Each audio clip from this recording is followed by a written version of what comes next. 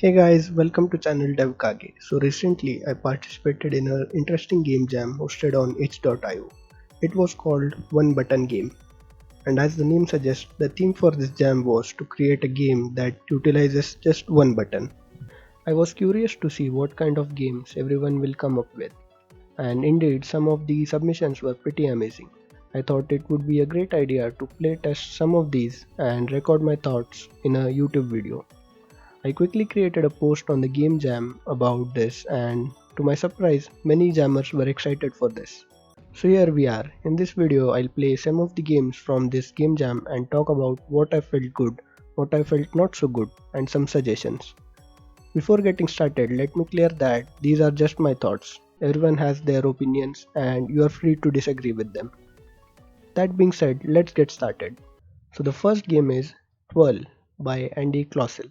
This game uses mouse click as its only button. Basically, it is a physics based game where your character is this knight on the left here.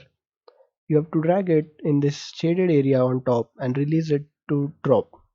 As it drops, it keeps on swinging its sword and you'll have to hit all the enemies in the level. As you progress, the number of enemies increases and there are some new types of enemies introduced. If you get stuck, you can click on retry to restart the same level. Given the duration of this jam, the game had a decent amount of levels. The gameplay for this game was not that difficult. I would say it was a pretty easy game, but at the same time it was not that engaging. I think health system was not implemented correctly because even when I directly collided with enemies, health did not reduce. Same for falling off the level. In that case too, player didn't die and game continued to next level. The presentation was good though. The tiles, sprites and animations looked good together. It would have been better if the level was a little zoomed because a lot of the screen space felt wasted. I feel that this game can be improved a lot by adding proper score system, damage system, good level design and audio. In some of the higher levels, some characters can be added which player should not hurt or some characters that player can only hurt by indirect attacks, like pushing some objects on them. It will definitely be a nice game for Android and iOS. Let's move on to the next game. This one is called Canon Protectile and it is created by San925. So this game has a nice little how to play section where it shows all the different types of enemies with their health, damage count and speed. In this game you control a cannon which is fixed at the center and can only be rotated. You just have to keep shooting all the enemies incoming from random locations. For each kill your score increases by 1 and as the score increases the frequency of enemy spawn increases. If I'm not wrong, the types of incoming enemy changes only after a predefined score. Basically, this is a top-down infinite shooter. I retried it multiple times for around 10 minutes or so, but I was not able to get past the second level of enemies. Gameplay wise, I would say it was a pretty decent game. It had a nice amount of difficulty to it, but the only issue was it took too much time to see different types of enemy. As I said, I was not able to get past the second type of enemies, and there were two more types of enemies listed in the how to play section. This means developers spent time on few more game elements which I as a player was not able to experience. Presentation wise, the sprites for enemy were not as pleasing as the player sprite. They looked too much pixelated, maybe because they were too small and were scaled up too much. The background for menu and actual game were also of different sizes, so it felt a little weird when going from main menu to gameplay. All that being said, I feel that if there would have been a way to regain health, it would have been a much more enjoyable experience. So the next entry in the list is Left Arrow by GFGH123. Don't know what that means, but anyways. So the game was a little annoying at the beginning, and you'll notice that soon. It starts with you having a computer with a broken keyboard. Your keyboard only has left key and you have to basically shop for a new keyboard online using this broken keyboard. Pretty simple, right? But before you can start your online expedition, you have to go through the in-game text. A lot of in-game text. So finally, after going through all that trouble, you are allowed to select one of the only two available keyboards. Once you do that, you are again greeted with some more in-game text. The only difference is this time, it does not make much sense. You basically have to now play this dodge the falling rocks game to earn money you paid for the keyboard. Now the problem here is that even if you earn more than what you paid for, the game still keeps going on until the timer reaches to zero. Yes, there was a timer too. Once that is done, you go to one more minigame. This time there is some text but it is almost non-readable. So this minigame is basically same as Canon Projectile but with bad graphics. You don't know what the blue thing in the middle is and what it is shooting. It also does not say what is your score and how much more you have to shoot. So after some time, there comes a sudden ending and that's it. That's the whole game. I felt that the gameplay was not that engaging and the presentation looked like it was made in MS Paint. Also, I think the developer overdid the in-game text. The background music also felt a little offbeat at times. I think the creator was confused between multiple game ideas and tried to jam everything into a single game. It would have been much better if the single keyboard button theme was explored some more. On to the next one, The Great Chicken Escape created by Redox Games. In this game you play as a chicken and as the title suggests you are about to escape this farm. So you have to use spacebar to control your character. Holding spacebar moves the character and just tapping it flips the direction. Using these controls you have to go through various obstacles. At first, the gameplay felt like a 2D platformer, and honestly, I thought that the creator made a mistake by creating all the 3D assets, because the level was practically a 2D level. But once I completed the first level, I was surprised to see a totally different gameplay. In level 2, you have to control this truck and pick up all your friends. The controls remain the same, but gameplay completely changes. I had more fun playing level 2 than level 1, even though technically level 2 was more challenging. But at the end, I was not able to pick up all of my friends. Gameplay for level 1 was no fun. Spawning back at the start was frustrating and made me want to quit the game.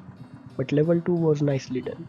Presentation wise, the pixelated sprites didn't look much great with 3D world. But I think it would have been difficult to make a 3D model for chicken during this jam. The music and sound effects felt nice and in sync with the whole gameplay. It would have been better if players were allowed few retries before they were spawned back to start of level 1. So the next one is Infinite Space Blast Jam created by MSC Euro. This one is also a infinite space shooter but in 3D. At first, it looked really a fully polished game. The visuals were great with futuristic spaceship, lasers, particle effects and awesome soundtrack. It also had at least 2 different types of enemies and 3 different types of power-ups. I was sold that this might be the best game of the jam. But as I started playing it, I noticed that it had a major flaw. The aiming was not that great. I think due to the way the camera was set up, it was hard to tell if an enemy was in line of sight of player. And for the same reason, when enemy fired at us, it was difficult to dodge. There was also no health indicator to let players know how much more damage they can take. I think there was some sort of a color code for the shield, but I was not able to figure that out. I think if the aiming issue is fixed, this will be a very great game. Next one is Spy Cubed by Diego, a top-down stealth game. In this game, you play as a spy and your job is to sneak into a terrorist base to find out something. But the catch is you are disguised as a cardboard box. Creative, right? What makes this game interesting is the types of enemies. Some enemies just walk back and forth in straight line. If you get into their flashlight, you are spotted. Then there are some that just keep coming towards you no matter how far you are, and so on. What I liked most about this game is how it introduces one new element at a time, and along with it gives some easy level for player to get used to this new element. Like when it introduces gum on floor, it presents a level without any enemies. This allows players to experiment and understand how to react when they get stuck with gum on floor. And after giving you enough time to understand the new elements, you are then presented with a level with all of them at once. This really makes the game much more engaging. I was not able to complete this game, but I had a great time playing it. It also had a checkpoint system, so it saved me the frustration of going all over the levels from start.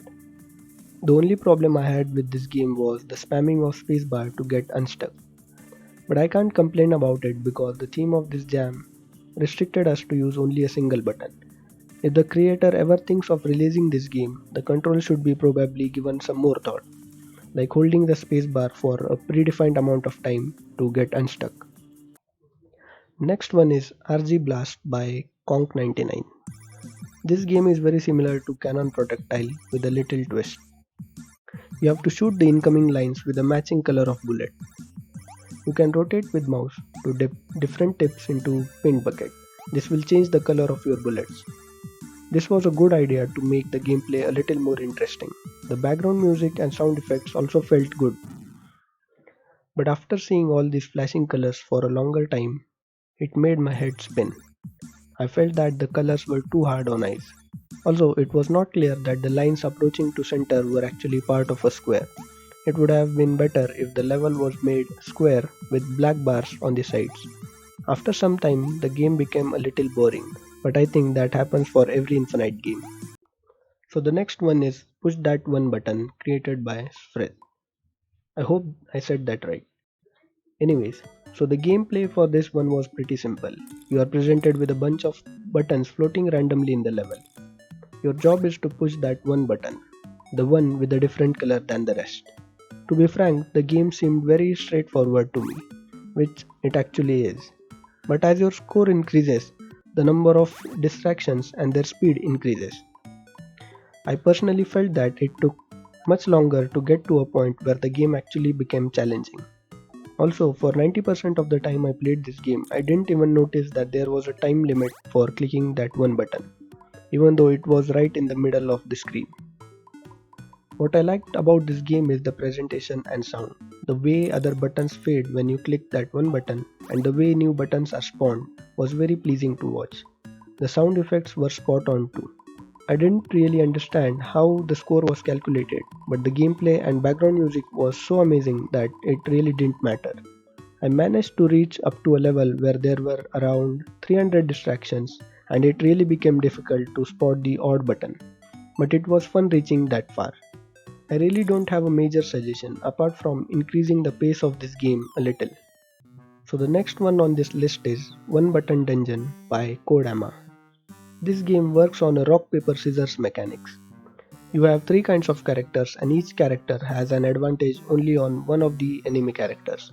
Like ghosts can defeat warrior but will get killed by elves and wizards. So you are presented with this 5 lane level and characters can move only forward in each lane. Random enemy characters are spawned in random lanes.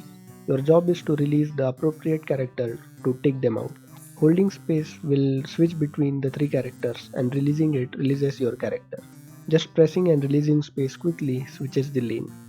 Initially it took some time to get used to these controls, but after some retries it got a little better. But just when you think that you've got everything under control, you are greeted with a mini boss. So for mini boss, you have to spawn multiple characters one after the other to take them out. This was little challenging for me, but also kept me engaged in the game. The soundtrack was definitely a perfect fit for a dungeon game. It would have been better if there were only 3 lanes at the beginning and other lanes could open only after some time. This would have given players a little more time to get used to the controls. But it was fun with 5 lanes too because the highest score I could achieve was 6400 even with 5 lanes. Next one is Shipping Frenzy, a top-down puzzle game by Fuzzy Churro. Let me put it out there that I am not a great fan of puzzle games, but for some reason I enjoyed playing this one. Basically, in this game you have to guide some shipping packages moving on these conveyors to the right location. You can change the path of each package by pressing space. So this game starts off with a single package and a simple conveyor layout. But as you progress, it starts introducing new elements, like more complex layouts and more number of packages. I really like the way each level is shown from end to start, giving players a general idea as to which path they should follow. Level design was also done nicely and difficulty level increased gradually. I happened to have a chance to play a prototype version of this game before it was submitted to the jam, and I was surprised to see that all the suggestions I had made after playing the prototype were actually implemented in the final version. This was all possible because I joined the Discord server created for this jam. I feel getting an early feedback from other jammers is always a good idea. Since all my suggestions are already implemented in this game, I don't have anything else to suggest.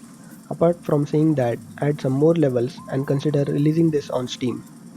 So the last one in this list is Roma Rails by Jason Sum. This game is just awesome.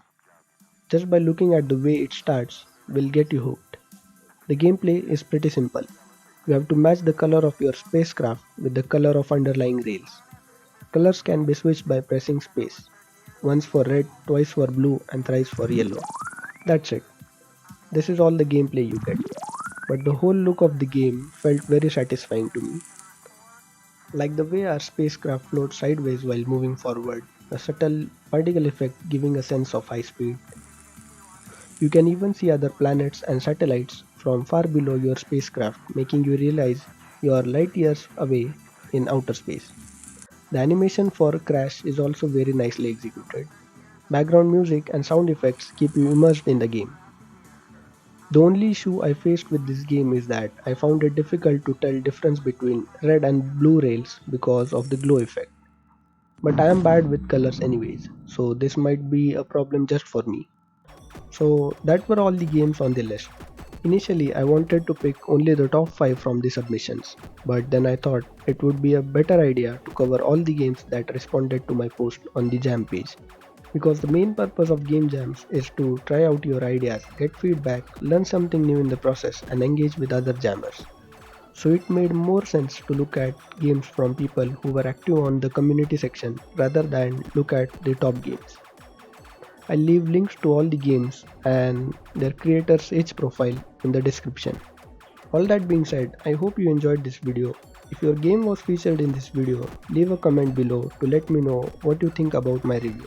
Did you like it, or did it sound like I didn't know what I was talking about and I should not do any more reviews? So thanks for watching.